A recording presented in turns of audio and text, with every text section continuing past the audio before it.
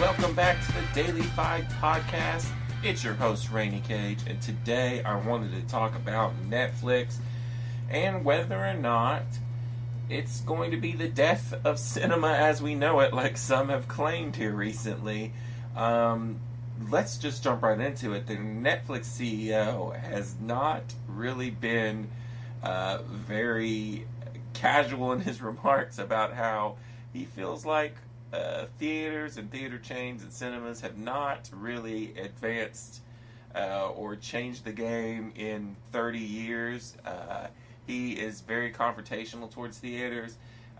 It has been kind of Netflix policies to have their releases be released day one with theaters and on Netflix at the same time, which directors and things have kind of fussed about.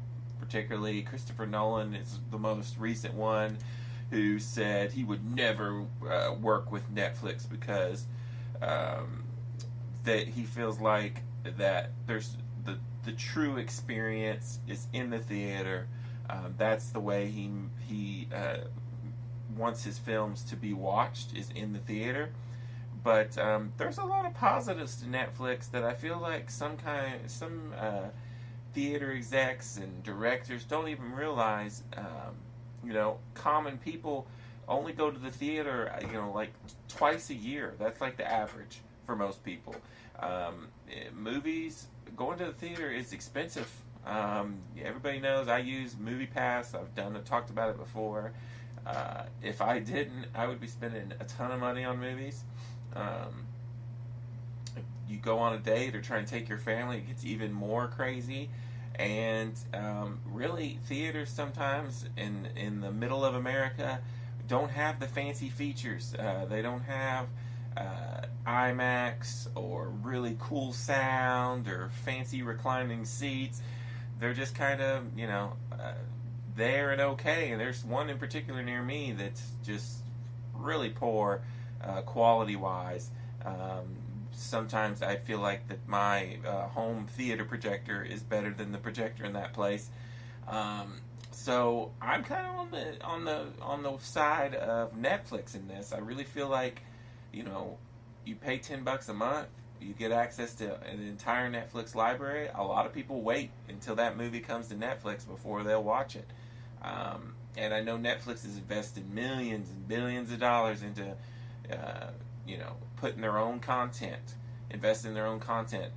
I know the big one is David Ayer, is Bright, that's coming out this Christmas. There's also a Scorsese movie in the works.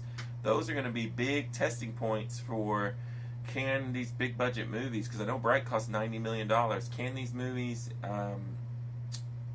do really good on Netflix and not come to theaters? Because David Ayer has said, he has really enjoyed working with Netflix. So he's kind of the opposite of Nolan. He says he would never work with Netflix. David Ayer said, I got to make my movie how I wanted to make it. There wasn't a whole lot of interference. And hopefully it turns out to be a really good movie. And we'll see these larger budget movies coming to Netflix. I do tend to think that they can coexist. We can have theaters and Netflix.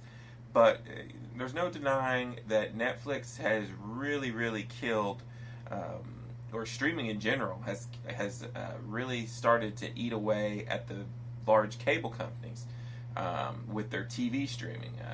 And it could do the same thing to movies. It could definitely eat away more and more of people going to the movie theaters, especially if they can get some of these companies to release the movies closer to when they're actually released in the theaters, which, if Netflix has got the money, and they clearly do, they have bazillions of subscribers, I could definitely see a future where they could coexist, or a future where Netflix does kill the cinema.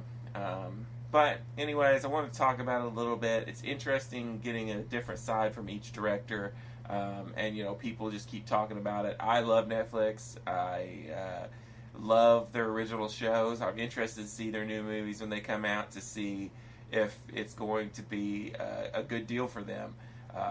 But yeah, it was just an interesting thing that's been talked about here in the last couple months. Until next time, this is Rainy Cage. Peace out.